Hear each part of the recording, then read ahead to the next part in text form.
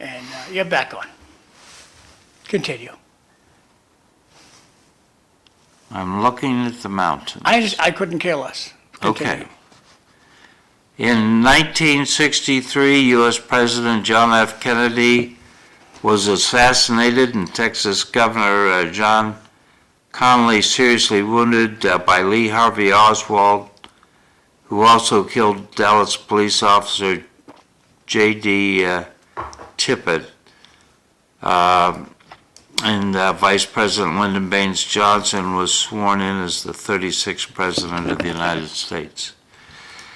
A sad day, 1963. Back in 1744, Abigail Adams was born, American wife of John Adams, second First Lady. She died in 1818. In 1890, Charles de Gaulle, French general and politician, President of France, was born. Le Grand Charles, he died in 1970. In 1898, Wiley Post, American pilot, was born. He died in an airplane crash in 1935. Crashed on takeoff up in Alaska. He was flying with the rope and fool, and they were doing a round-the-world stunt, and it ended. 1899, Hoagie Carmichael was born. Eileen, have you ever heard of Hoagie Carmichael? No. John, you ever heard of Hoagie Carmichael? No. No, I have not. Yeah. Did you ever meet him? No. Then what's his importance? He wrote music, like he wrote the music for Stardust, Georgia on My Mind. Right up there with the Beatles. Yeah. 1943, Billie Jean King was born, American tennis player. 1980, and I was surprised at this, Mae West passed away in 1980. She was born in 1893. She had a long life. She had a way with words like no other woman. Whoever her writer was magnificent. And the slip-on over your neck life vest was named after her. And today is the feast of Saint Cecilia, patron saint of musicians. So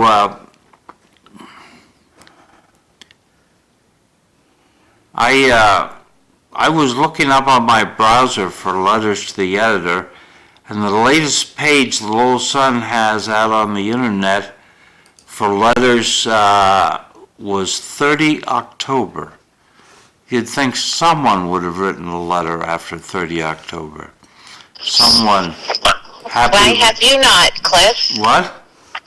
You haven't written a letter to the editor? Oh, yeah, I have. Since October 30th? Yes.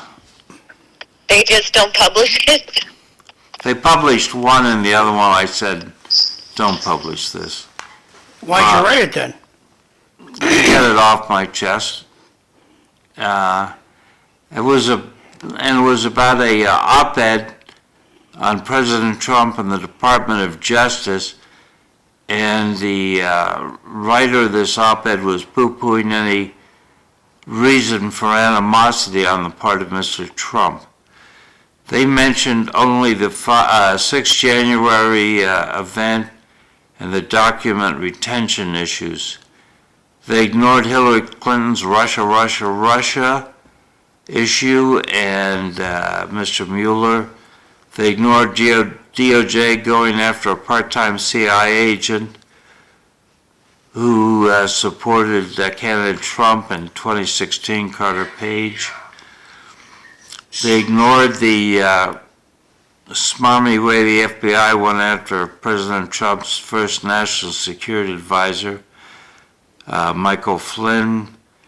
They ignored the U.S. investigators wiretapping former Trump campaign chairman Paul Manafort using the FISA court improperly, and they ignored Lisa Page and Peter Strzok and the smelly Trump supporters at Walmart. Hey, Cliff, Yes? were they convicted of it, or was that just an accusation? The Pfizer court thing you just talked about. Was there a conviction, or was it just chatter about it? The FISA court doesn't convict people, it authorizes wiretaps. And Cliff, never mind, turn the page, I don't care anymore. Thank you. you and Tim Walz's wife. Oh, Okay. Cliff, there's a lot of gobbledygook you're talking about here. Are you in this century? I am in this century. Good, beautiful. Thank you. And Eileen, did you notice people are coming out of the Trump closet to support him post-election? People were coming out of the closet? Yeah. Is that what you said? Yeah, the Trump closet to support Trump post-election. What does that mean, Cliff? Where's the Trump closet? Does it have a Yeah, location? it's late enough.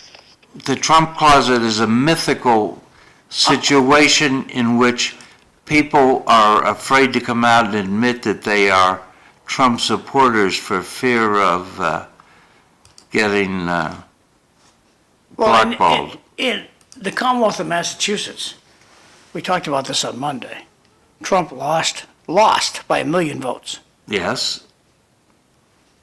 Yeah, but Trump In the actually did Commonwealth better of in Massachusetts and Drake, this he year. won. I'm sorry, go ahead, Eileen. That Trump did good in Massachusetts. He actually got one Democratic electoral vote, I want to say. I don't think so. Okay, something. He did better maybe in the popular vote? He did. Okay. Thank you. So, John, what was your point about him losing in Massachusetts? Boasting about his win takes off over half the audience.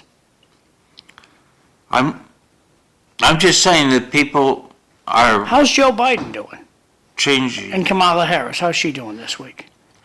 She's on vacation, and Nate Silver says that Joe Biden should resign. That would really that would make Trump 48. That is, would have to get new hats. That's true. On the other hand, now that you've brought this issue up, we can jump to it. Do we want Joe Biden making decisions in the last couple months that could lead to World War III? Like the Russians are apparently unhappy with him taking range restrictions off of use of U.S. ATACMS missiles and the Well, for those who British, didn't grow up on the equivalent. range, Cliff, would you explain to the audience what you mean by that, please? mean by what? Home on the range. He took the range restrictions off. What? Would you explain to the audience what you're talking? Simple-minded people like myself. For simple-minded people like yourself, devious people hiding, ATACMS is a missile system that we have given to the Ukrainians, and we put restrictions on its use so as not to have it attacking targets in Russia itself, providing Russia with a sanctuary where they could operate without fear. And Joe Biden, after being prompted and prodded for a couple of years, has took those restrictions off. And Vladimir Putin did not respond well. He redrew his red lines for use of nuclear weapons, implying that any more of this monkeying around and he would use nuclear weapons. Did you see where the Russians used an intermediate range ballistic missile to attack Ukraine? With no warhead. Was it no warhead or no nuclear warhead? You probably know better than me, Cliff. I heard no warhead. I can believe that. But still, an intermediate range ballistic missile traveling at the speed it was traveling with no warhead when it hit the target would do considerable damage. Yeah, it's a flying telephone pole. Yes. And that's mostly what Russia has for ICBMs anyway, flying telephone poles. Most of them are not operational. Now, You believe they are? I wouldn't count on them not being operational. My assumption in decision-making would be that they are operational and could do a heck of a lot of damage. But anyway, back to people who had been hiding their Trump support. Someone commented there are more Trump lawn signs appearing than there were before the election. Trump merchandise is on sale at LaGuardia Airport, for instance. And people are doing the Trump dance at sports athletes are doing it, even overseas. So, Yeah, I did see the Trump dance. Yeah, baseball people and football people doing the Trump dance, yes. yeah. It seems the media has realized that, you know what? Over half our customers don't like it when we dump on Trump. We're losing advertisers. We gotta knock this off. Do you see where NBC is going to spin off MSNBC? Comcast is doing that, yeah. Comcast, yeah. They announced it yesterday on Channel 10. LaToya announced that yesterday on Channel 10. That'll be interesting, but a lot of people have lost up to 30% of their viewers. And Yeah, I saw, We Are Mourning Joe and his co-host went to, meet Trump to get, kind of get on his good side or to have a healthier relationship with him, and the woman of The View completely bashed him for even doing that. And Ellen DeGeneres moved to the UK. Bye, Ellen. Did you see that? She'll be back. I did see that. She and her partner.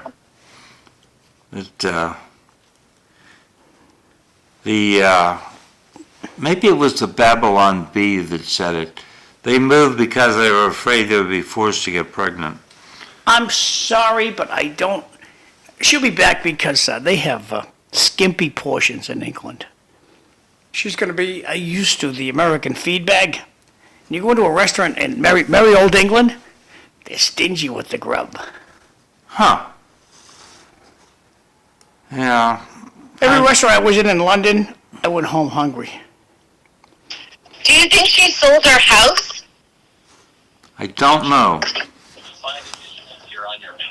I mean, I'll go live there. Keep her house warm for her. No, you can't do that because you have to live in your district as a school committee woman. Oh, no, not in Massachusetts anymore. You don't have to prove residency. That's a joke nowadays. So, did you see where the Illinois Supreme Court overturned the Jesse Smollett conviction? I get this week has really been crazy, so I only saw bits and pieces of that.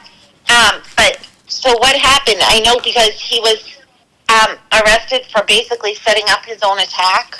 Yes.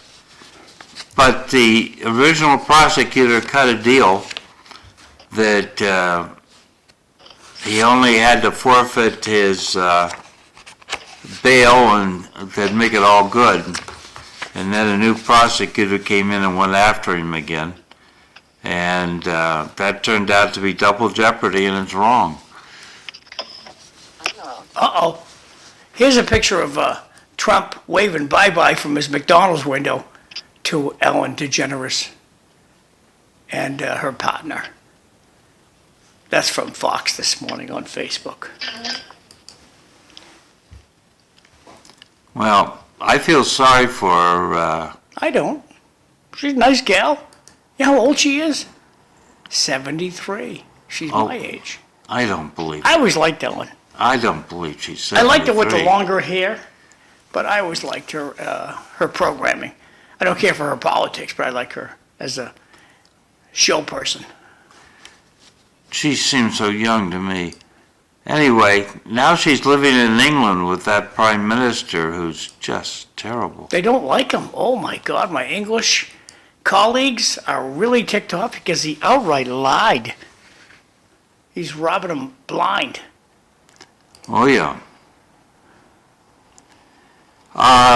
Did you see the International Criminal Court on Thursday issued arrest warrants for Israeli Prime Minister Benjamin Netanyahu and his former defense minister Yoav Gallant for war crimes and crimes against humanity. They're in for a surprise. Which is going to hurt Israel's global standing. That's not good. How so? How so what? If it's not already injured, how is this going to hurt anything? It means that Bibi Netanyahu's ability to travel internationally is limited, and it means that more nations may step back from Israel. Ain't going to happen. Yeah, right. And also on Thursday, the court Rain so long that the wires don't know what to do now that they're wet. Okay, you should be back up, Cliff. Okay. So anyway, the International Criminal Court also went after a member of Hamas, but the Israelis said that he had been killed in an airstrike, but the court said they could not determine whether or not he was dead, so they're pressing on.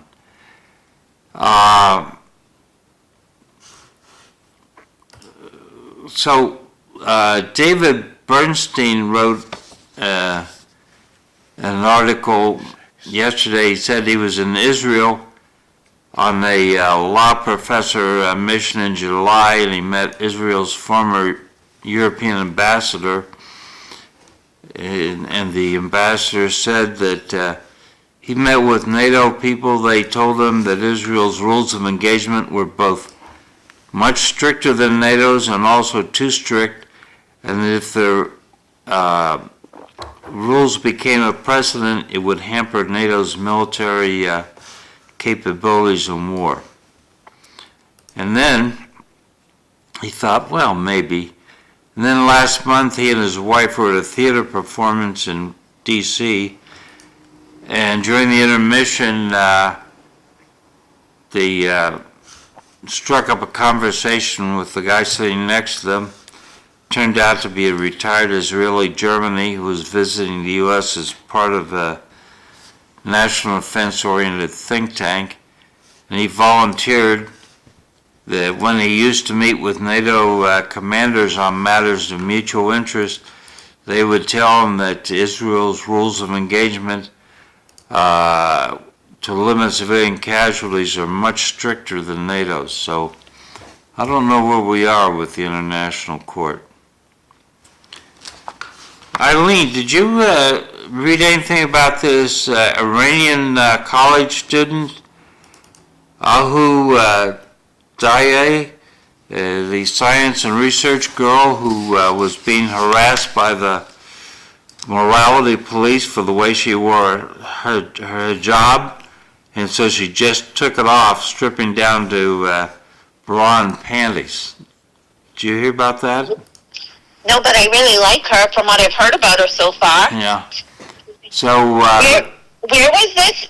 this is In what? Tehran, in Iran. Iran, huh? Yeah. So they Don't take kindly to that kind of stuff over there. yeah, they took her away to a psych ward, and she hasn't been heard from since. I don't think she'll be back. Vizgrad 24 reported back on 8 November that Iran is poised to slash the legal age of consent from 18 to 9, allowing men to marry young children. And the proposed legal changes also deprives women of rights to divorce, child custody, and inheritance. That doesn't sound good. No, I mean, if you give a 9-year-old a big fat checkbook, they don't know what to do with it. Comments from the audience, so we're running a little behind today with little glitches that we have with my computer here or the internet or wherever it's happening, but we're going in a good direction now. And so these two texts say, and while all this is going on, war, Ukraine, the VP is on vacation, where's the media? Good question. Point number 2, go away Ellen, meaning Ellen DeGeneres. No one cares about her. Interesting angle. Thank you for your comments. If you want to comment, you can just text us, whatever you want to do. Happy to hear from you. Thanks. Eileen, are there any updates on Karen Reed or Sandra Birchmore? I have not heard any updates this week, but I know that the next trial date is not until January. I'm always just curious to see if the federal government is going to get involved, the FBI. I'm always watching to see if something like that happens. Yeah. So, you know what, like, we talk about this all the time, rules are for certain people and not others. Like, the whole thing with the Norfolk DA's office being so, being able to, like, just ignore all this stuff, right? They seem untouchable because they have power, right? yes. And they can't be fired. They can't be fired. We're talking about the people for 25 years. The we can't be fired people. Yeah, right, exactly. And then, like, there's so many parallels, I feel like, to just that situation and what Diana DeZoglio is going through with the people voting for the audit of the legislature and them all pushing back on her.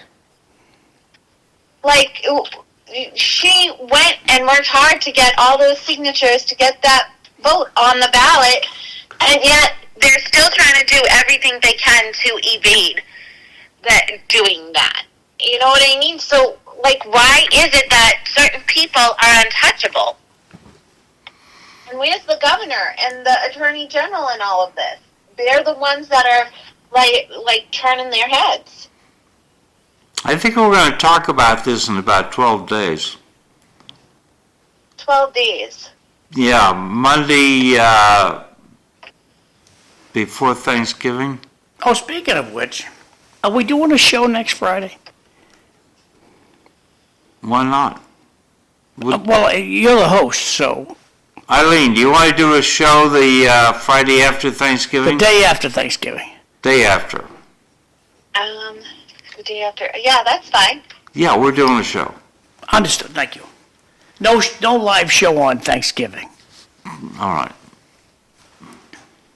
And that's the last day for 2 weeks. Then we go on repeats. The Friday is the last day. Yes, Yeah. and you'll notice on the screen, maybe you have, maybe you haven't, the day is gone off the screen. That's so that the public access stations in Drake, Tewksbury, Lowell, Yeah. wherever we're going, Tingsboro and Chelmsford, they can pick whatever they want and just play it, if they so choose. Okay.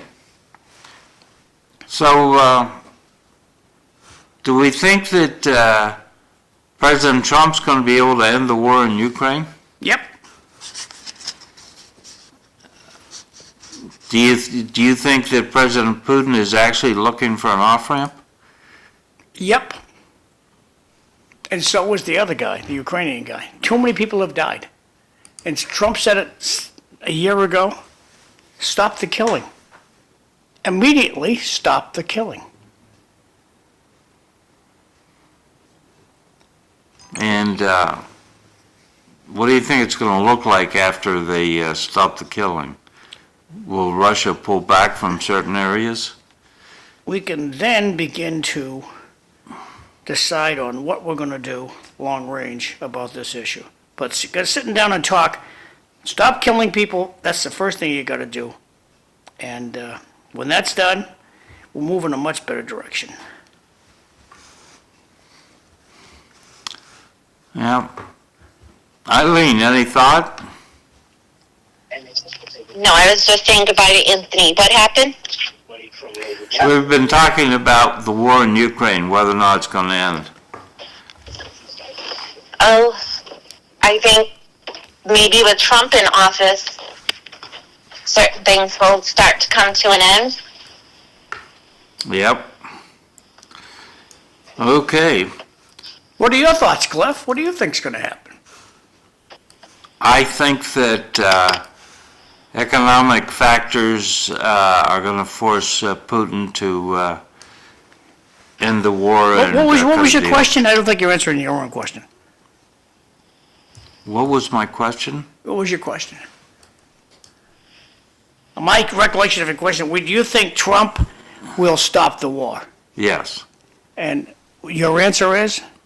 My answer is that I think that President Putin, due to economic factors, is looking for an off-ramp, and Trump will provide an opportunity to cut a deal.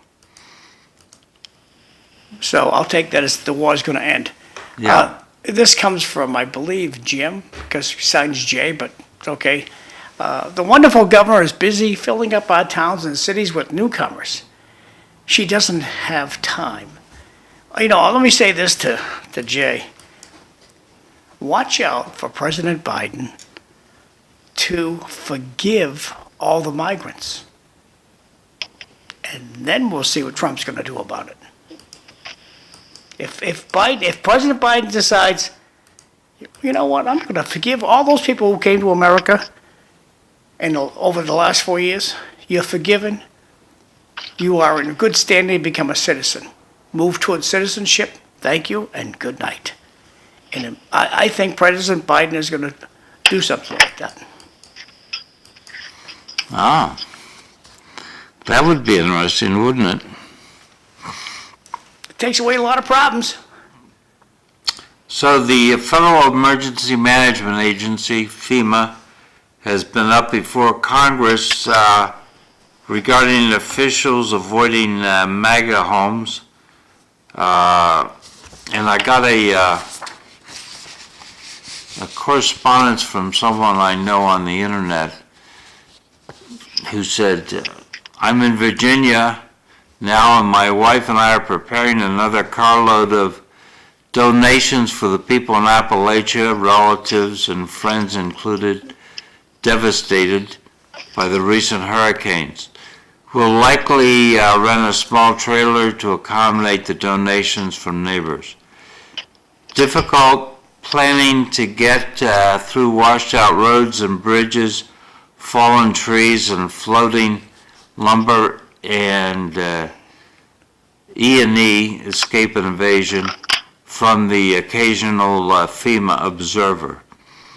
Working with sister, brother-in-law in Tennessee, we're not as young as we used to be and do not want to complicate local on-scene activities by adding us to the rescue operation. So we work through local rescue groups. We have donated to Samaritan's Purse, headquartered in Appalachia, and we'll add to that once we recover some funds.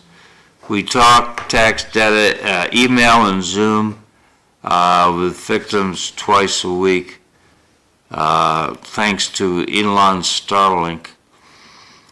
He says, Appalachia is home to independent people, and over these few years, a politically biased government has destroyed their farms, energy, and lumber businesses and means of livelihood. Samaritan's Purse and Catholic Charities have filled the financial, material, and labor gap somewhat, and the Amish are turning to also. So those are the Amish probably coming down from Pennsylvania. The preponderance of direct evidence from the front is that FEMA and other government agencies have been given guidance to be minimally present, but not render any semblance of support. In fact, FEMA is inhibiting private support logistics and other help under several guises and lame excuses. The people are too busy surviving and rebuilding their communities to argue with a lame government administration and career civil servants. This is not to say that all FEMA civil servants like the idea of just standing by and doing relatively nothing, but orders are orders and their job is on the line. That's not a very positive view of FEMA helping these people recover from Hurricane Helena. I don't think. You got any thoughts, Eileen? No, I don't. Sorry. John? A little too wordy for me, Cliff. Huh. Okay. I didn't really understand the question. I got way too much information on it, so I got lost. Sorry. What is your opinion on it? My opinion on it is that in the true American fashion, fellow citizens are helping out in Appalachia, and the federal government. Where is not so Appalachia? much. Is that in the United States? Appalachia? Yes. Okay, thanks. So, neighbors are helping neighbors in the USA. Anything else? Yeah. And the federal government, not so much. Well, the government is not here to help. They're not here to help. They're here to help themselves. That's lovely Lowell, Massachusetts, where if you want a job in Lowell, you got to know a city councilor or a school committee person if you want a job in Lowell. That's how it works. That's always how it's always worked. And I get chastised, no, that's not true, really. And then you ask them, how'd you get your job? Well, I don't want to say. I got some text here. So, Go ahead. President Biden, that's a laugh, would have no problem giving the middle finger to the American people on his way to the old age home.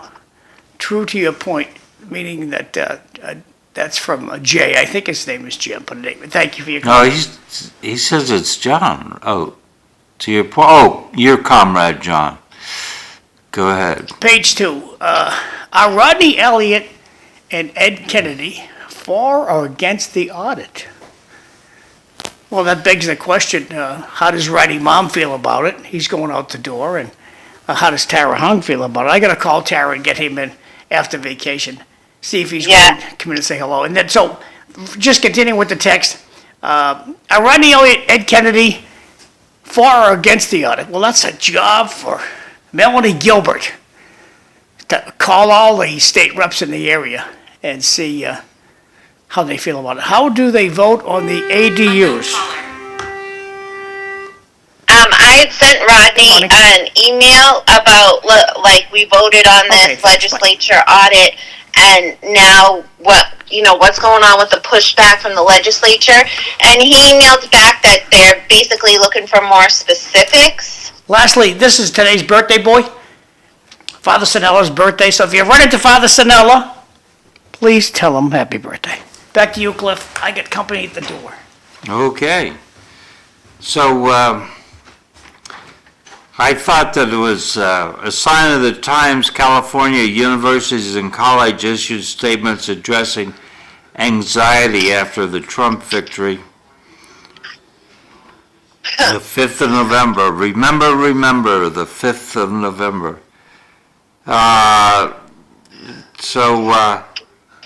California represents a beacon of hope for so many, and we stand ready to support our state and people as we all move forward together.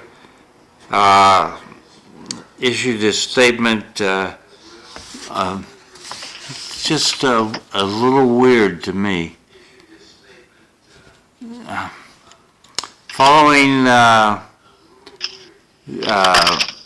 They said, following the presidential election results, we understand there is a great deal of uncertainty and anxiety within California's higher education community.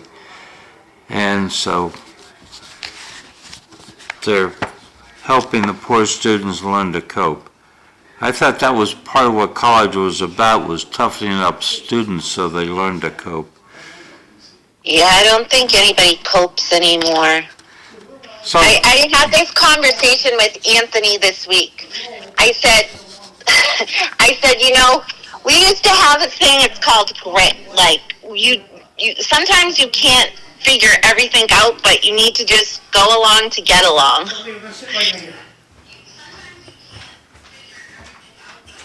okay.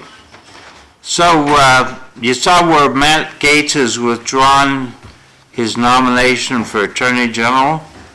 Rightfully so. He wasn't going to get it. Eileen? I did see it. Yeah.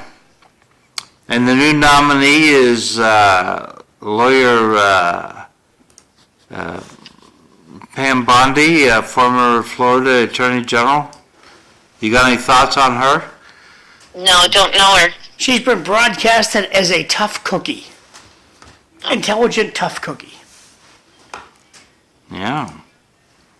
She turned out to be older than I thought. She's 59. From Tampa, Florida. Plenty of wisdom. And then, under the Russians under my bed theory, You have Russians under your bed? well, Representative Debbie Wasserman Schultz, also of Florida, has suggested that the DNI nomination, Director of National Intelligence, Tulsi Gabbard, is a Russian spy. So Glenn Greenwald wrote that if Tulsi is a Russian asset, why has the U.S. military allowed her to serve for 26 years, up to and including as a lieutenant colonel? So it's rather difficult to explain in his mind. I don't know, that's going to be tough. Pete Hegseth for Department of Defense. Do you think he's qualified, Eileen? I don't know enough, honestly. Do you John. think he's qualified enough, Cliff? Yeah. Okay. I mean, this is one of those jobs that no one's qualified for. John, what do you What are his think? credentials? Is he qualified? If you're breathing and you get appointed, you're qualified. You just have to be breathing. Like I watched this morning, I watched an interview with Pete Buttigieg Yeah. talking about the airlines and what he's done with them and about the next he didn't want to talk about the next administration. He kept on bringing that. I don't want to talk about the next administration. I don't know what to talk about. He kept on bringing that up and how secure the airport will be in 2031. And they're like, buddy, that's how can you tell tales like that? But anyway, he was on for about a half an hour. Pete Buttigieg, pretty cool. So- How qualified is he? He'd been the mayor of some, He's an elected official. He's in charge of all airports. How qualified do you think he is? Was there an airport in the town where he was a mayor? no. Okay, thank you for your comment. So you don't have to be qualified. You just have to have a good smile. Yeah. Welcome to American government. So, Pete Buttigieg was in the reserve component for 20 years. What? I'm sorry, what, John? Reserve component? Yes, So you're talking he was in the U.S. Army Reserve? or the National Guard. Never mind, Cliff, turn the page. John, there's the active duty Jeff, I don't- people, I- and there's the reserve component. I don't care anymore. I don't. You do care, No, I don't. but you're lying to me. No, I don't. I don't care anymore. Please carry on. All right. But apparently his unit was supposed to be in the 2020 inauguration, and he got dropped out because he was accused of being too right-wing. That didn't work out. Department of Education, they've nominated Linda McMahon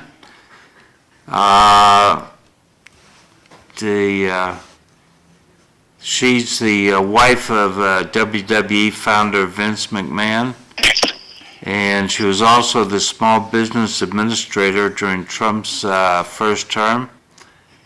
And our senator, senior senator Elizabeth Warren, took an issue with it. She said Donald Trump picked an unqualified billionaire wrestling mogul to lead the Department of Education. That is an insult to our teachers and to every kid in America who relies on a good public school education. That, I'm not sure that Elizabeth Warren's doing much to get us a good public school education, but she totally ignored the fact that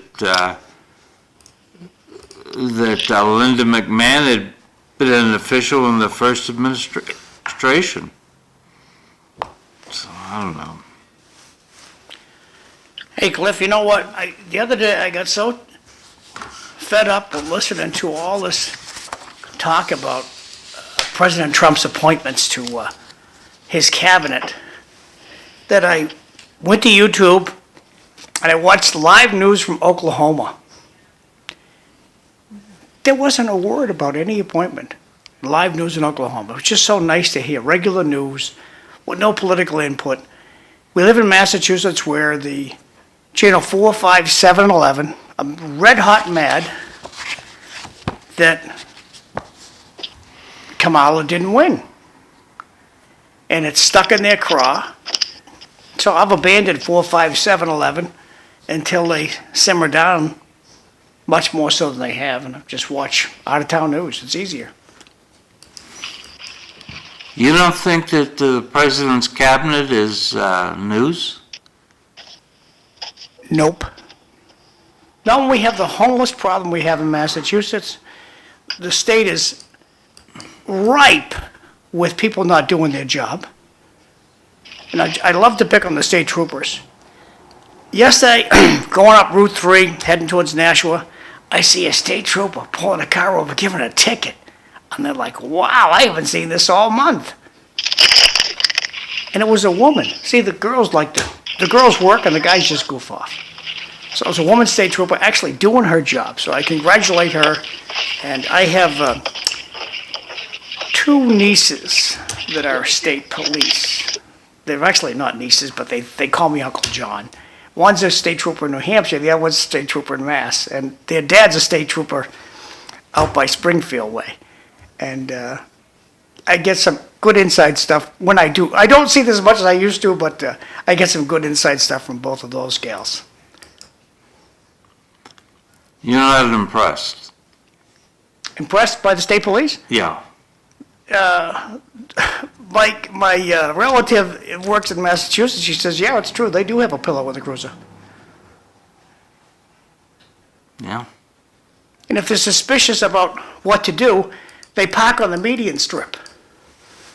Park on the median strip because no one has, if you approach that vehicle, you've already broken the law. You can be arrested because you've crossed the highway. It's against the law to do that. Yeah. You got any thoughts on this, Eileen? Eileen? No, I know, I'm in transition. Is she on her way or what's going on? Yeah, what's your location, Eileen? I'm just leaving my house now. I was running a little bit behind. So I should be there in about 10 minutes. Okay. Cool. We're going to break in about 90 seconds. Yeah. Okay. So, the Little Sun had another op-ed blaming the candidate Kamala Harris's loss on all those Karens out there. All those Caucasian women who ended up voting for Donald Trump. 53% of Caucasian women voted, in their words, voted for an adjudicated rapist whose previous actions in office laid waste to Roe versus Wade. Do you think abortion was really a factor in the election, John? Not one that can't have an abortion.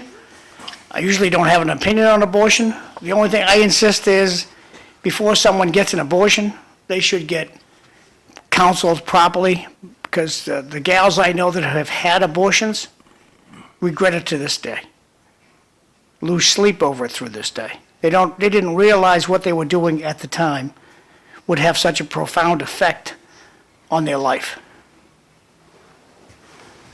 Eileen, you were going to say something. Oh yeah, I'm sorry for interrupting. I think if everybody thought that Trump coming in was going to take women's rights away and so forth, then I think that maybe it wasn't, right? Because what everybody said that they were afraid of, everyone ended up voting for. Yep. Okay, we're going to a break. I'll shut off the mics, Okay. get some music going here. Voting for. Yep. Okay, we're going to a break.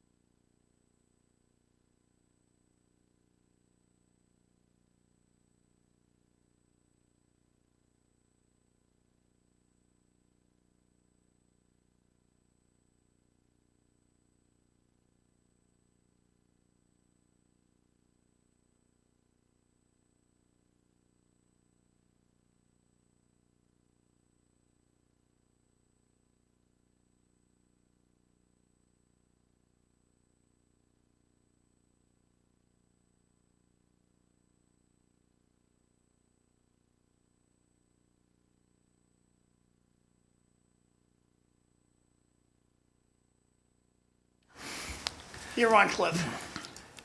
Good morning, everyone. Welcome to City Life Show. I'm Cliff Krieger, your host. Our co-host, Eileen Delrossi, is en route, and we have two guests with us. We have Jim Neary on the far side, and Leo Sheridan in the middle, and they're here to talk about an event that's coming up. That's correct. On December 14th, we'll get right to it if you don't mind. December 14th at Holy Family Parish Church on Grafton Street in Lowell, what we're doing is we're holding a Christmas concert and mass, and of course everyone is invited, but especially we're inviting former parishioners of the Sacred Heart Parish. The parish has been now closed for some 20 years, and Christmas time was a big deal back, for many, many years at Sacred Heart, and we thought we'd kind of recapture that by getting together. And Holy Family Church, Leo, you know more about the realignment than I do, and how that Sacred Heart kind of became part of that. So it's just a natural fit that we'll get all together on that day and celebrate Christmas the way Sacred Heart used to. Yeah, exactly. So just a word of thanks and appreciation to Father Luis Lopez, who's the new administrator, recently put in place overseeing St. Anthony's and Holy Family, as he has been very accommodating to us, along with his administrator, Isa, over there. So we've been working with them in lockstep. as a matter of fact, Father's even going to be celebrating the Mass that day.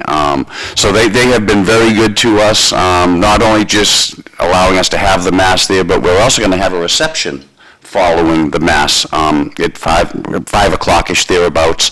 That'll go to just about 7, we're hoping. And that's going to be in the lower church as well. So not only do we have the Mass that day, but we're going to have a gathering following the Mass and even before the Mass. Right. In kind of old Sacred Heart fashion. And Cliff, you've seen this over at the Immaculate in the past couple of years where we've actually had Christmas concerts over there. We're going to be doing a similar event prior to the Mass, beginning at 3:30. There will be a Christmas concert that will be taking place as well. And you'll see a lot of the familiar faces that'll be performing that day from Sacred Heart as well. Yeah, like for example, Michael Lally, who is, the voice of the Sacred Heart Parish, Michael is just a, fabulous singer, and he'll be there. And there's also a bit of nostalgia involved. One of our singers is Buffy Terrace Gamache. Now, Buffy was a student of mine when I taught at Sacred Heart School, well, many years ago, more than I care to remember there, Cliff. And it was just so great to get back in touch with her and have her. She, has a lovely voice, and she's going to be singing as well. And my sister Patricia is going to be singing, and she's also going to be doing a duet with one of her former students, a girl by the name of Angelina Donovan. Angelina's mom was a student of mine as well. So we have all these connections that we're still bringing back and still, and still making happen. And that makes it all exciting. Plus, along with Tricia singing, my brother Jack and my sister Claire will also be singing as well.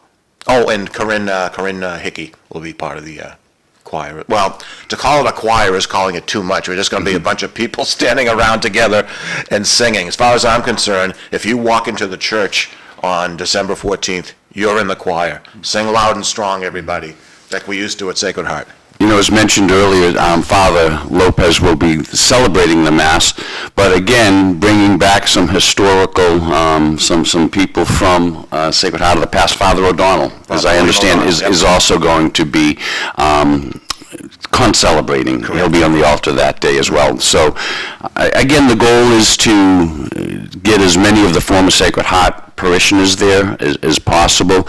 And I was just looking up some history on it, and then just kind of jogging my memory as far as the organizations that Sacred Heart used to have. And if we just got one representative or two representatives from all those different organizations, and it becomes it becomes obvious why Sacred Heart Parish and the parishes of old have those bonds and those connections. I've come up with over a dozen organizations that used to run just out of the Sacred Heart Parish alone.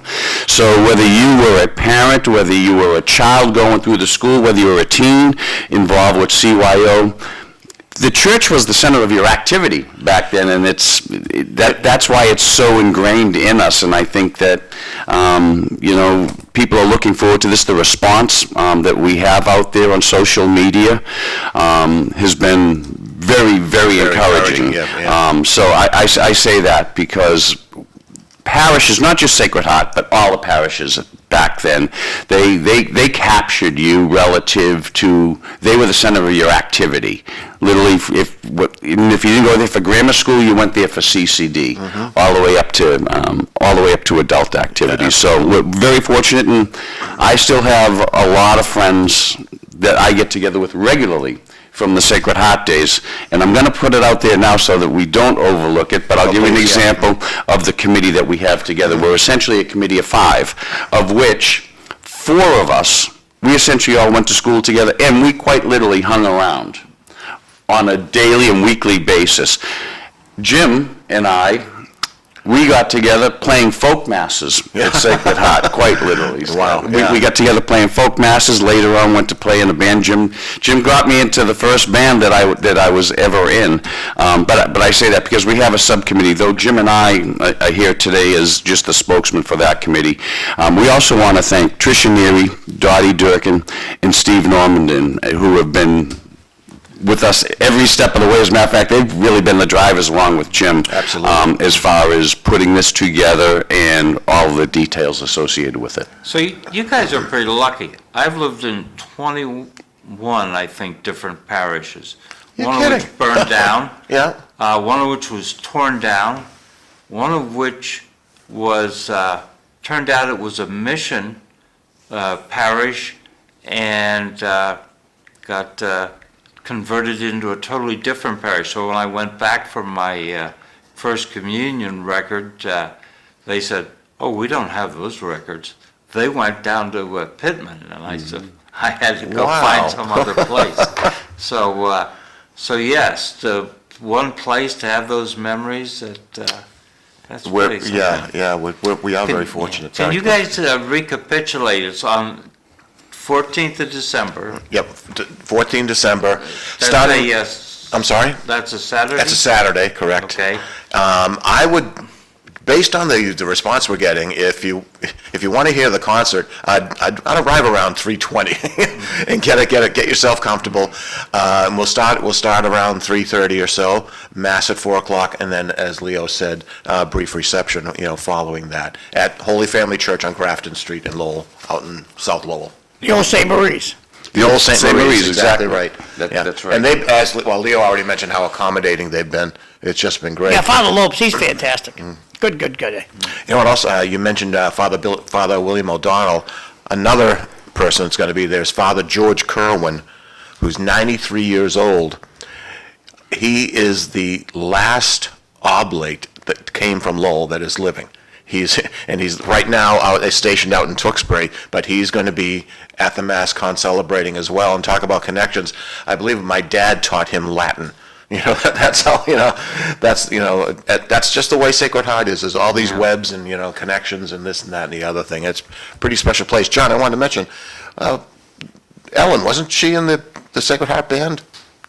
Oh, yeah, her whole family. Ellen and Peachy and Jerry. Sure. Jerry. I don't know if Judy made it, but, yeah, they were I all. don't know, yeah. They used to live on Otis Street. And, Yep. Yep. Because They We had did. a great time at Sacred Heart Parish. I remember Eddie McCabe looking at me when I go to the Mass with my girlfriend, looked at me and said, "What are you doing up here?" That was the way it was back then. What are you doing up here? Yeah. Well, we let you in, John. You pass muster. He was funny.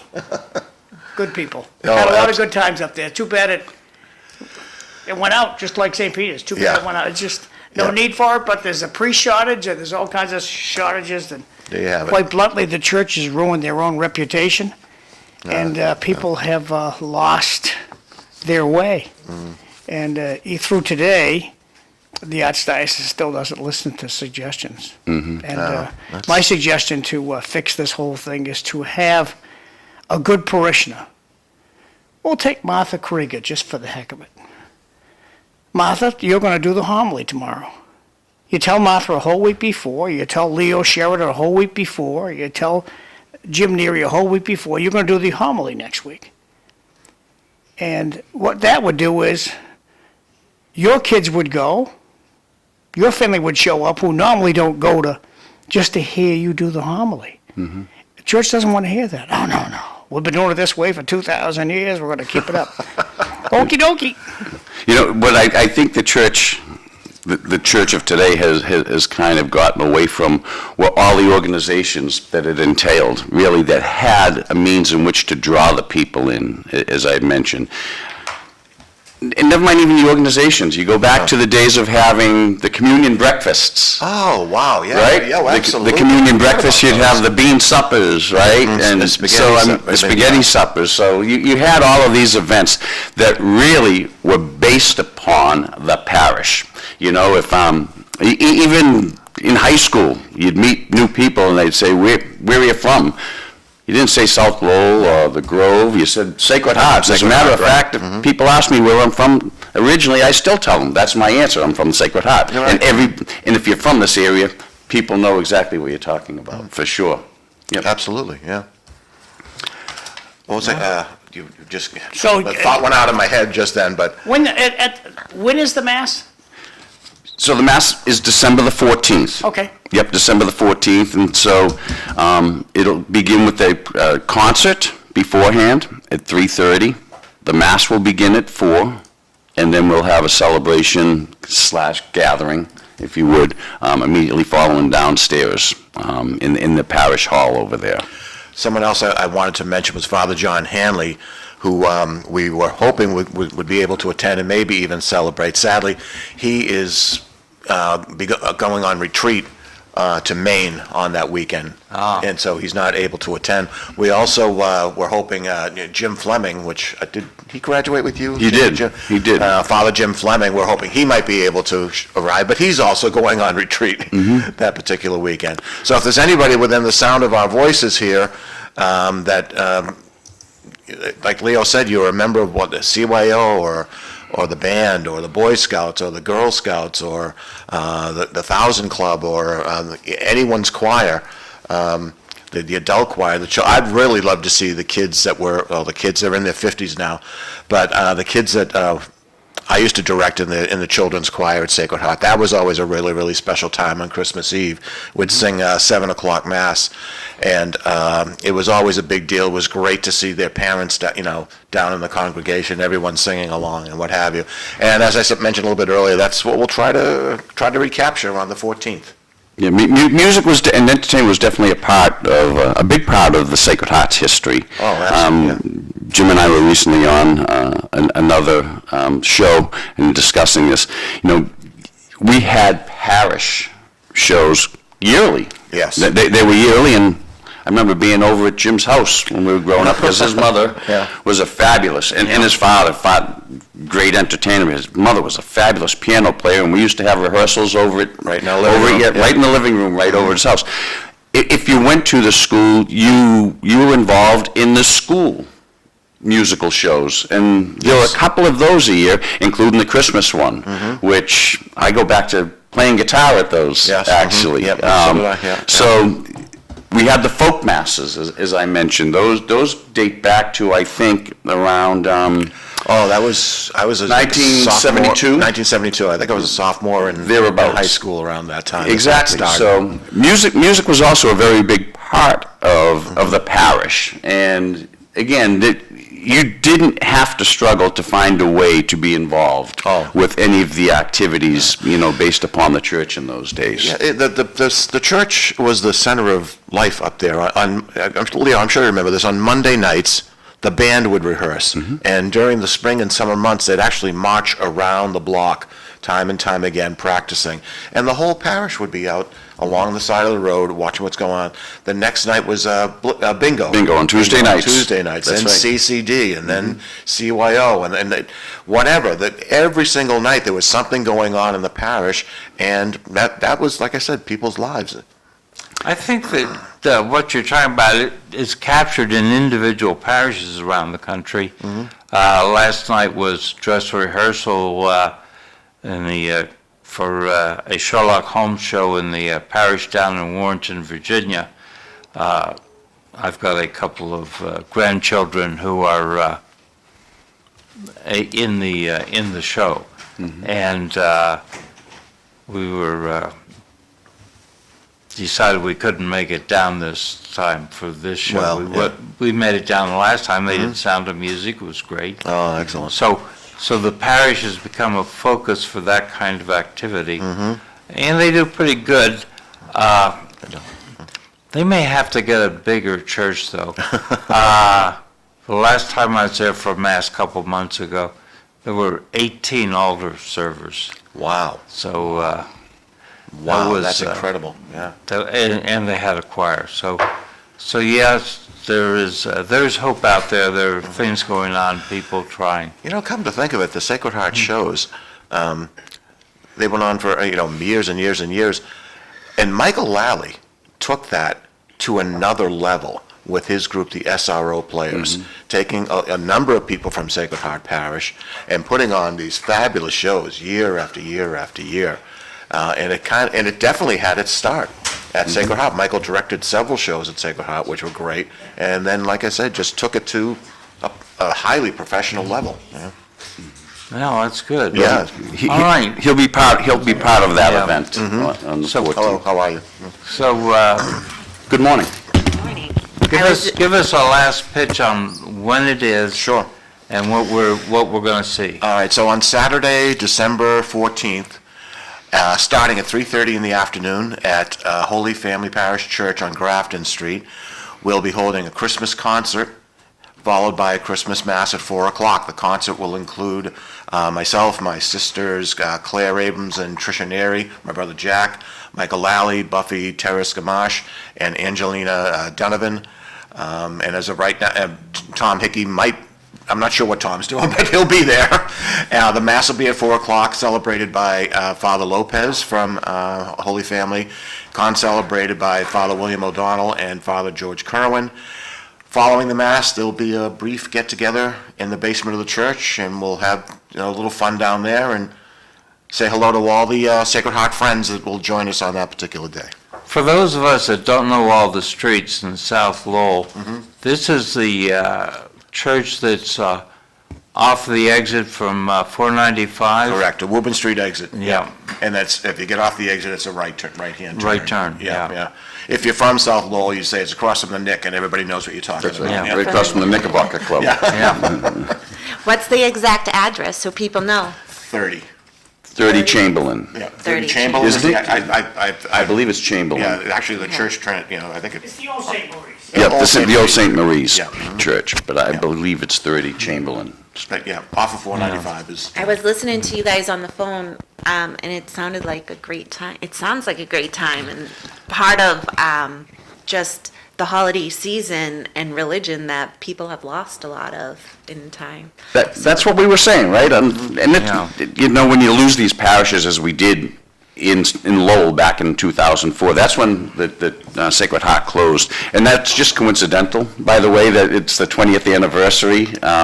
When Oh, no, we knew that, Leo. Yeah. But it's a perfect excuse. we found out anyways.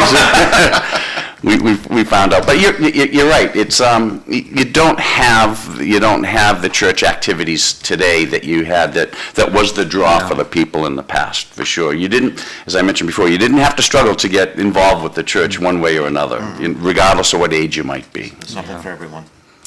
Okey doke. Well, thank you very much for coming in and informing us on this issue. We're most appreciative for Yeah. having us on and Thanks a lot. being able to get the word out there. And if you're available December 14th and you want to see a Everyone's nice invited. Christmas concert and a nice Mass celebration, join us at 4 o'clock over at Holy Family Church. Okay, thank you. Thank you very much. Thank you, you. John. Yep. So Cliff, we got donuts. Dominic brought donuts. So you guys are welcome to a nice donut if you like. Just open the box there, take what you want. I got some Ziplocs over here, and if you want to imbibe in a donut, go right ahead. And I'm going to put this on screen here, find some music to play. Thank you very much. Mine too, but thank you. That's a live shot of across the street looking at downtown Lowell, overcast skies. Put some music on, here we go.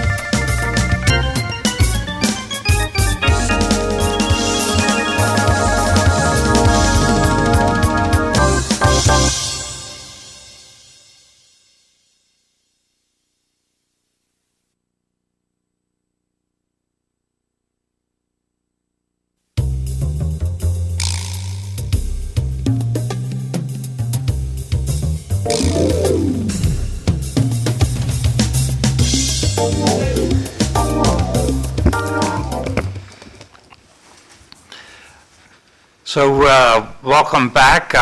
Cliff Krieger here. Eileen Delrossi's arrived, and our guest now is Dominik Lay. How are you, Dominik? Very good. Thank you, Cliff. And so, since you're on the school committee, we can start out with a school question. What do you see as the impact on the vote on Proposition 2 to eliminate MCAS as a graduation requirement? So, you know, I've heard people talking about both ways, that the MCAS was there for good reason, and they wanted to keep them because it would be a standard way to measure how much the students' knowledge throughout the state, whether you're from Lowell or you're from Chelmsford, you could compare by looking at the MCAS score. But there are also people who, the people spoke that they don't want it that way. They prefer to take it away and take the stress out of the students. Well, the next step would be replaced by something anyway. So it's not like the MCAS is away now. You're not going to take any tests. So that's the ultimate. The ultimate is you just want to jump from one test to another. That's how I see it. But the people spoke. I wish that this question was instead voted by, you put a... Excuse me, Dominic, while you collect your thoughts, I just want to show the audience. Dominic brought these delicious donuts in this morning. Thank you very much, Dominic. God bless. Donut Shack? Donut Shack.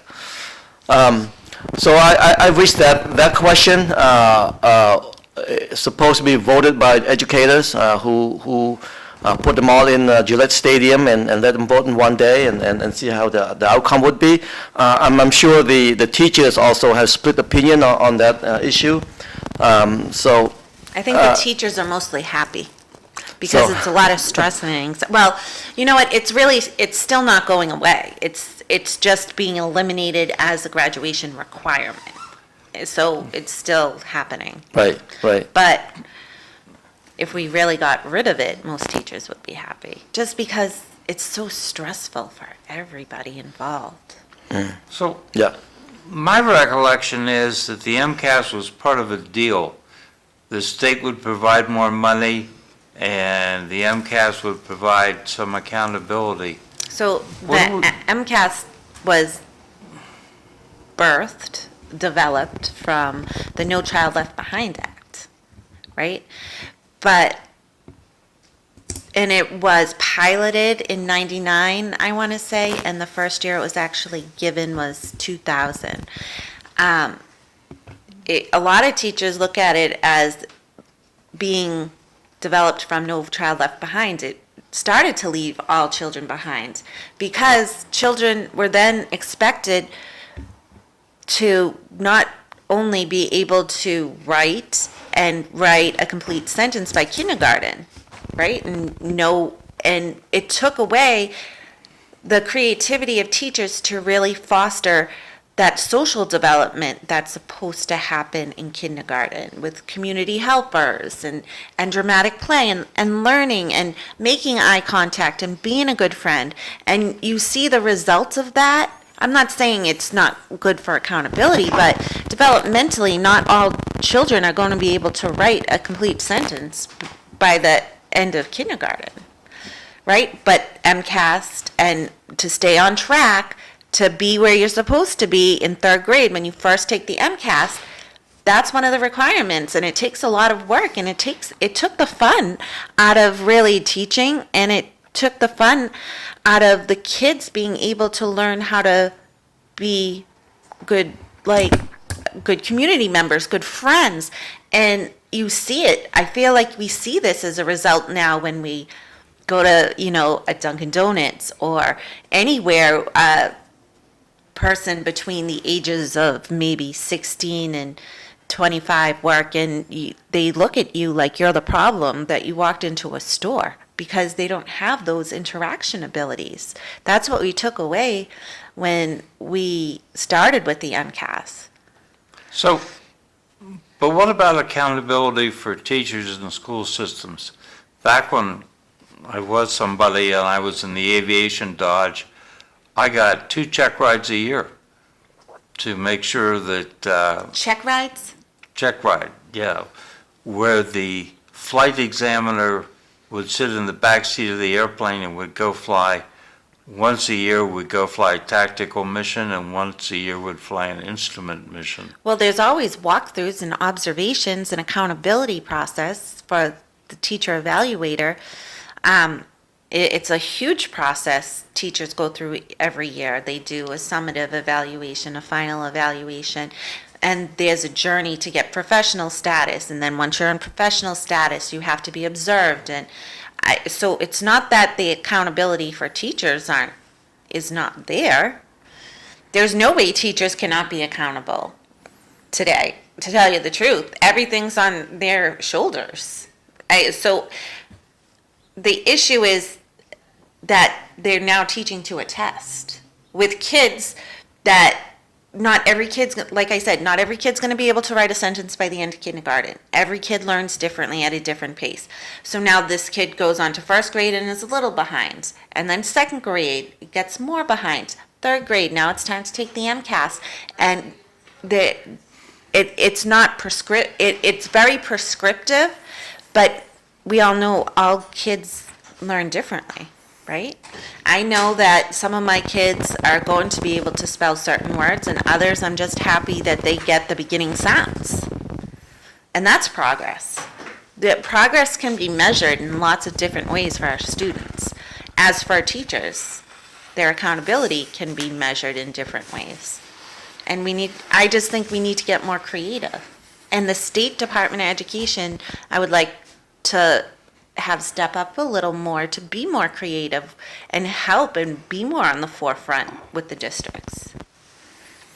So Go ahead. you mentioned accountability, Cliff, which is another thing too that not only for teachers but also for students.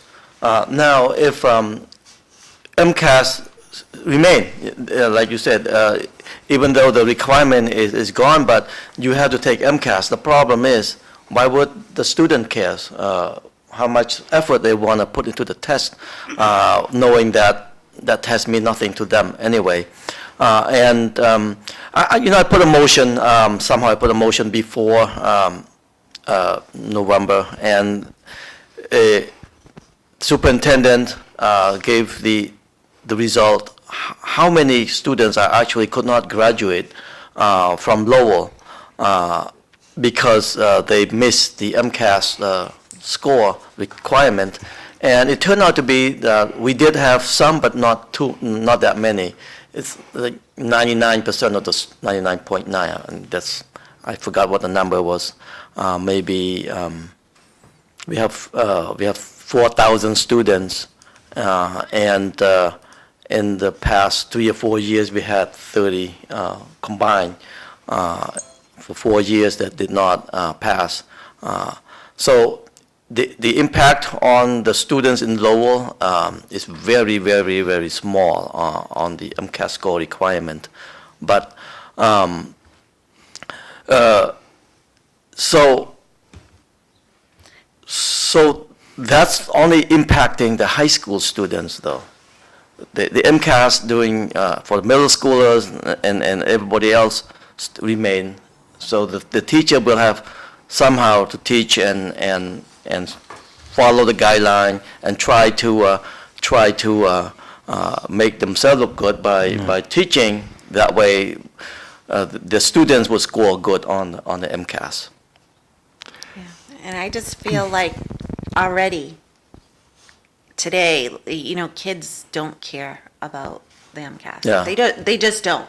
Even with it being a graduation requirement. So the fact that maybe at least they'll get a high school diploma, it just helps them out a little bit more to get ahead.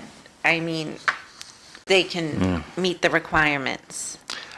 I just was thinking back, I don't remember anybody teaching to the SAT when I was in high school.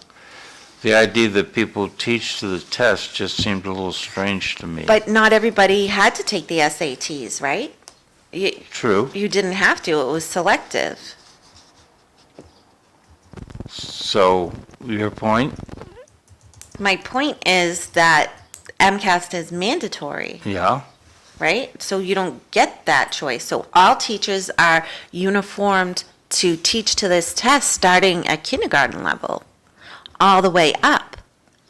So, But if you just taught, people could take the test and move on, right? You don't have to teach to the test. If the test is a good test.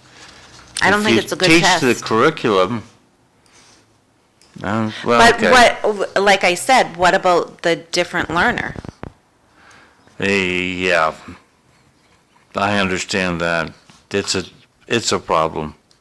Let me shift gears a little bit to to your day job, Dominic, down there on Can we do Beacon these Hill. two texts first, Cliff? Kamala had a lousy message to the voting public, Flowers. True. It's up to the parents to make sure the kids are accountable. So you say. Absolutely right. The texter is right. Where is that written in the Ten Commandments? Ah. The Was part about honor the mother and father, remember that? Cliff, Number 4? we've just moved into a guaranteed diploma state. Yeah. That's what we just moved into, a guaranteed, no matter what happens, you're gonna get a trophy. I think it's a time for our educators, especially our elected officials, and we're lucky enough to have 2 school committee people here this morning, that you guys can start off from scratch. We are gonna replace MCAS with something else. We're lucky enough to have Liam Skinner visit us once in a while, and his last visit was with Cliff. I'm sure Cliff will remember. My takeaway from the conversation that morning was MCAS will be replaced with something because the federal authorities force you to have a test they have to take. It's a federal issue, not a state issue. So while we're at this stage, I would encourage you guys to talk to your colleagues and to the superintendent about teaching the kids how to use their cell phones. Back when I was going to school, not everybody was walking around with a computer in their pocket. Now every Tom, Dick, and Mary has a computer in their Yeah. pocket. I actually brought that up. How do you spell Philadelphia? I just ask my phone. My granddaughter Morgan I used to love to sit with her. We had this thing in the kitchen where you could ask the thing a question, and she'd be doing her homework, and she'd just belt out a question to the computer in the corner there, and it would give her the answer. So I think we need to consider teaching our children to utilize the marvelous devices that we walk around with today. Yeah. Which right now we tell them, put it on the shelf. You're not going to do that. Right, and the other night at the school committee meeting, Dominic was mayoring, and I don't know if you were listening, but there were, from Cliff's article that he had sent me about the Department of Education, the budget, there were some really good grants in there that actually include the assistive technology kind of piece of it. And I mentioned about the fact that how long are we going to try to fight the phones, and when are we going to actually try to integrate them productively so we can meet our kids where they're at instead of trying to discipline them for it. Figure out new ways to promote using the phone for academic reasons. You know, maybe the school the school system may have to invest in only, if students want to connect to the Wi-Fi, like some block where there's only educational sites allowed, something to that effect. Or you're only allowed to go on this or that. But I think that's a great idea, and I brought it up. I'm happy to hear that. 2 comments from the audience, then I'm going to go back to the panel. In that train of thought, why should we have any testing? That's Drew Peacock. Drew Peacock, I like that. Okay, and then we got page 2, I'm gonna blow this up a little bit more. And all this talk of MCAS, how well is that working out in Beverly, Gloucester, where the teachers are on strike? Yeah. I mean, the MCAS is just, it's like the gasoline on top of the fire for teachers, really. I mean, everything else is, there's just not enough support in the school buildings because nobody wants to work anymore. Nobody wants to go in and educate these children who have no regard for teachers, who have no regard for education, whose parents don't, and you're fighting the world, it feels like a lot. And then to boot is the MCAS. And, you know, I was talking to my students yesterday about, like, kids don't even learn multiplication tables before they learn how to do word problems anymore. And it's every Friday, we would get drilled on rote multiplication facts. Every Friday, we would have a spelling test. That's gone out the window. And not in the Catholic schools, I know that, but in public Why schools. is that going out the window? I don't Because know. it's not on the MCAS? Yeah, And see, that's why I say right now with MCAS in the dumper, gone, it's in the dumpster. We're gonna replace it with something. And we're starting out with scratch.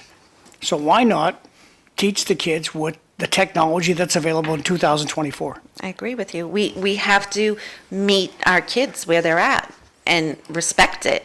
I kind of misunderstood all this whole thing now. I thought MCAS remain.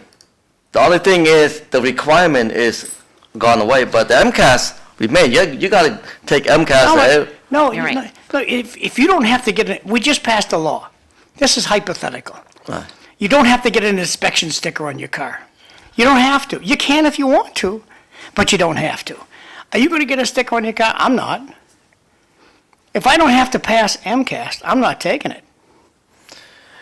How do you not As, take as it? of now, There is honestly an opt-out. A parent can, as of even today, I mean, and when it was mandatory, a parent can send a letter to have their child opt out of the MCAS. I got the impression from Liam Skinner that if it's not required, it likely won't be given.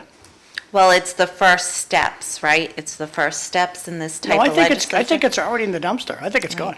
Well, That's I a mean- question, that's a question for the next school committee meeting. Yeah. yeah, what's Lowell's plan? By the way, I had a text conversation with Jackie Doherty the other day. On Monday, I think it was Tuesday, it came up that there was perhaps Jackie was not going to run for reelection. And she says she hasn't made her mind up yet.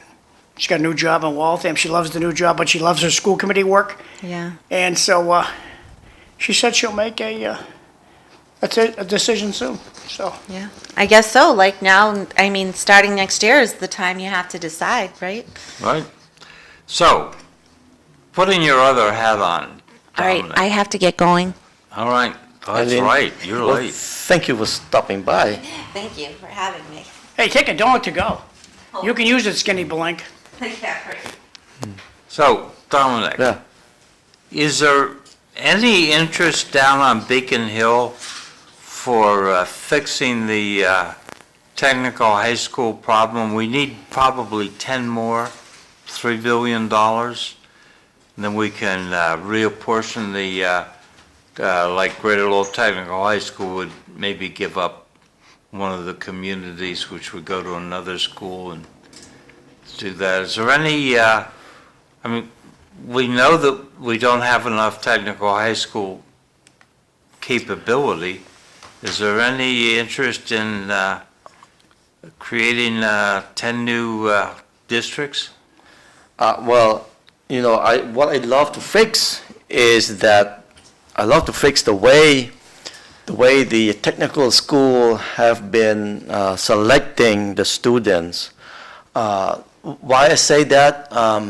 There are students who actually really need a hand-on education, but instead they ended up going to high school, the regular high school instead, because, you know, there are ways of how the students get admitted to the technical school, and the rest of them ended up going to Lowell High. to the regular public school.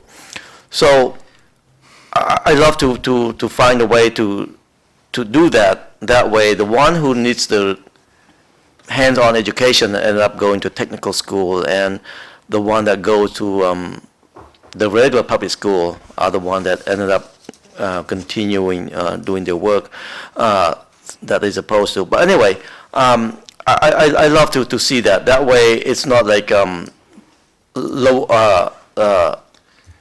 regular public high school ended up taking the rest of the students that don't want to go to technical school. Now, I've been talking to many kids who wanted to go to. They were currently at middle school, and they wanted to go to technical school. And some parents also want their kids to go to technical school. Why? Because they think it's a better school. Why is it a better school? Because they got selected. It's not like everybody can go like the regular high school. So the notion going to technical school was that they think that is a better school. And I don't see it any better than one or the other. I scored better. It's just They scored different better in program. math. They wiped the floor with Lowell High School, MCAS score-wise. They wiped the floor with them. Of course I'd send my kid there. Yeah, we seem to be a little different. Like in Europe, kids get tracked at about age 13, I think. And some go to academic high schools and some go to technical high schools. And it doesn't mean that you're better or worse, but it means that you're on a different path. My granddaughter's husband got tracked to on the technical side, and he's a computer programmer kind of guy now. Now Fred Bahu, my colleague Fred Bahu on the school committee, even during the campaign, he wanted to have a technical program at the high school. I thought that was a great idea. We've been talking about that for many years. I wish that those students who could not go to, say, Guerrero Tech would be able to go to regular high school and also have a program for them at the regular lower high school to take technical skills, to learn technical. But we have the That way- After Dark program. We have the After Dark program, and it also have, it's not just anybody can go, it's just an extra work for Yeah. them. And also, if you go to the After Dark program, you miss the after-school activities. So that way, it's not really working out if Yeah. you want to have an education and then also have an after-school activity. Completely off topic, but maybe we'll talk about this on Monday. I wonder if anyone will run against Drain Jeunesse. His no vote on the homeless ordinance will send his political career down the drain. Interesting, maybe we'll talk about it on Monday. So, yeah, so I just put in my bid for a mere $3 billion and 10 new technical high school districts. I mean, you're there, you have the year of the, You want to convert The Lower general High to be a court. technical school too? no, in the back of my mind, I'd say, go buy a motel and turn those rooms into classrooms and do it that way. But that's my secret plan. Can you speak to, I'm going to do the announcements, but like a question for Dominic. If you don't know, you can't know everything. What's the average class size for City of Lowell schools? I would say upper 20 Upper to 20? 30. Okay, thank you. Okay, doing the announcements. If you want an announcement on the show, easy thing to do with you, free. Just text me, call me. That's my cell phone number down here. Email, but the best thing, just call me, we'll talk about it.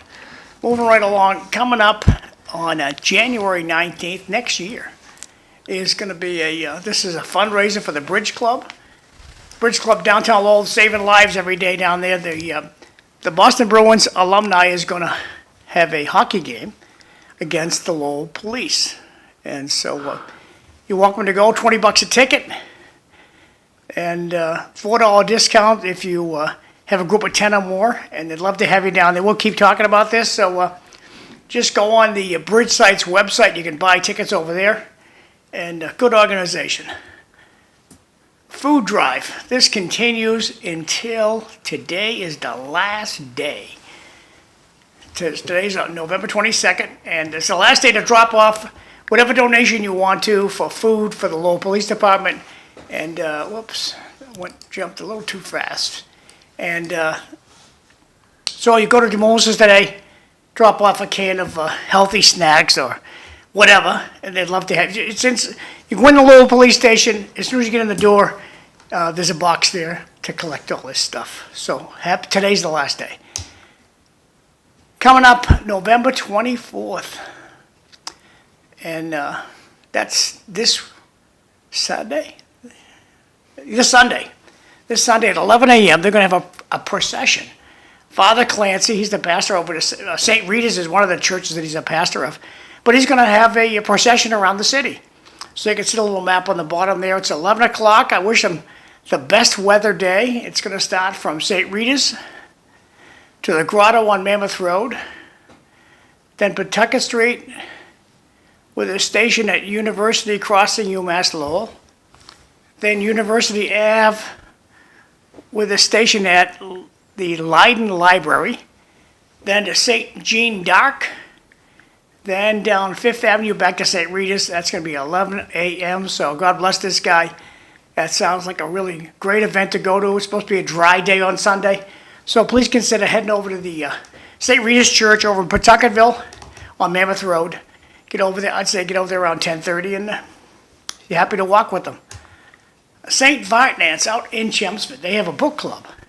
The parishioners and friends of St. Vartanant's are welcome to join the church's book club, where you can enjoy a warm fellowship and engage in a lively discussion over a monthly book selection. And Isabel Hamill's in charge of that. Her email's there. Also, St. Vartanant's, this weekend, I don't know what day it is, they're going to be cooking all kinds of Armenian food out there. And so you might want to go to St. Vartanant's on Facebook. And if you love Armenian food, this is your weekend, baby. Get out there and enjoy some Armenian food.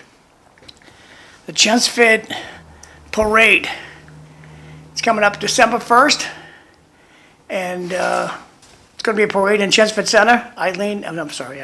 Evelyn Thorne usually tells us more about this, but it's called the Holiday Prelude. And Santa will be there. It's all in Chelmsford Town Center, so looking forward to that on Sunday, December 1st. Steve Panagiatakis, he is having a fundraiser to help kiddos get a better Christmas than they usually will have. So it's a great idea. I got this in the mail, and I got an email from them and so forth. And it's the 28th annual party to benefit the Sun Santa Fund. It's all about the kids. And it's going to be Friday, December 6th at the Blue Shamrock. That's a bar in downtown Lowell, 105 Market Street. It's all about kids. Is a Lowell-based foundation who works with the Lowell Fire Department to provide gifts for children in Lowell. So, good organization. I added another text just sent to you for the announcement. Okay, cool. I'll see what's going on in a second. This is coming up at 307 Market Street, Creative Gifting. November 8th through January 5th, and the big extravaganza is going to be December 14th, 3 to 5 p.m., sponsored by Nancy Donahue. All kinds of art's going to be down there, and again, the address is 307 Market Street in downtown Lowell on December 14th. Free bus, the bus is going to be bringing you to the mall. You can go to the Pheasant Lane Mall, and those are the schedules, so take your telephone over to the TV set, take a picture of this. Those are the times that the bus will bring you up to the mall and bring you back. Vocational training. This is happening down at the Bridge Club. If you want to learn how to cook, you want to be a recovery coach, learn how to drive a tractor trailer, or learn how to save somebody's life, EMT training. They're offering it down at the Bridge Club, so just be in touch with the Bridge Club, and this is an ongoing project to help those folks find a better position in life than the one that they have been living in. Free bus rides on LRTA start December 1st, and they continue being free till September 30th, 2025. So after December 1st, any LRTA bus, give it a hearty wave, and it will pull over and pick you up and give you a free ride. And I gotta go to Dominik's texts. Never mind. You just said it. What was the text? The bus ride free. Oh, the free bus ride. Okay, good. Okay, so John, yes. I thought I saw Linda Clark do a Facebook post that you're offering urns to people who have ashes that are boxed up. Oh, Is yes. that through today? No, that's tomorrow. Tomorrow, my son Jack and my son Joe have this giveaway idea. They started with last year, and it was very successful last year, and so they contacted a couple of our urn suppliers, and they got a bunch more urns. So they have 40 urns that are available for free. You just got to show up at the funeral home on tomorrow. I'll look up that date and give you some more information in a second, Cliff. Thanks. Okay. Dominic, let's talk Proposition 1, the audit. I'm sensing there's some resistance down on Beacon Hill. Well, let me have one word about the last topic that we talked about Okay, in go terms ahead. of the technical school. I hope that when the high school is done, brand new building and everything looks good so far. I hope that the students will end up liking the high school just as much liking the technical school.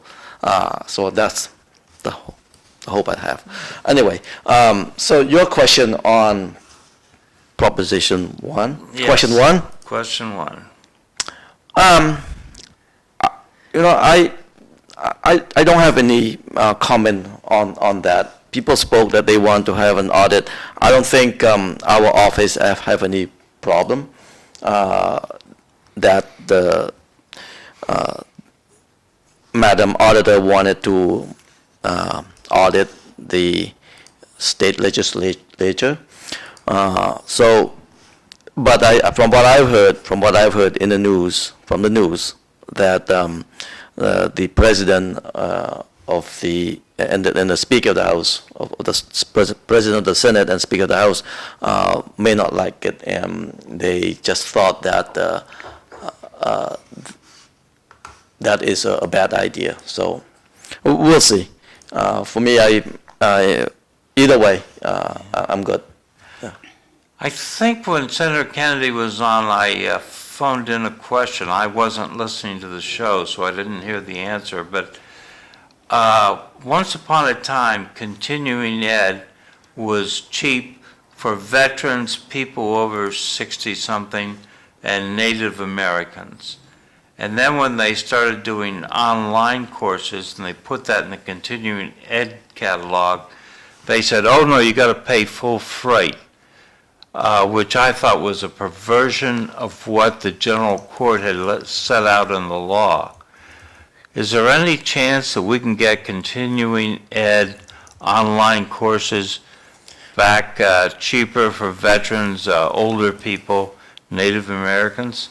That is a great idea. But on similar topic, which we don't talk so much about, is that right now, it used to be last year, was the first year that they did, was that if you are 25 years or older and you don't have any degree yet, you could go to community college for free. Tuition free, Yeah. registration fees, books, everything free. And this year, they expanded that anybody can go to community college for free. So that if that's That's something a good move. that would be a good move, but it's not the same caliber as a continuing ed. I think continuing ed is more like less stress and less you don't have to pass the class in order to coming back next year. So I feel good that they would be supportive of that. That'd be good. What else is happening down, I mean, we're down to 1 minute. What else is happening down on Beacon Hill? You know, recently they passed the economic development bill that have a lot of, for me, I do not know the exact dollar amount, but there were a lot of funding from the Senate's office that was voted on, and they passed, and the governor signed it. We wait to see. It's a good move, and we wait to see when the governor is going to decide to take which funding to use first. This was supposed to be in today's announcements. Didn't make it, but tomorrow you get a free bike. If you have a kiddo up to 6th grade in Lowell Public Schools, take a look at this. Free bikes tomorrow with helmets. Pretty cool. Nice. So, Cliff, thank you. Thank you. Dominic, Thank you, thank you. Dominic, Thank for you, John. coming in. Thank you, Cliff. Appreciate it. Appreciate I'm it. for my head off here. I'm going to hit end. Thanks for watching.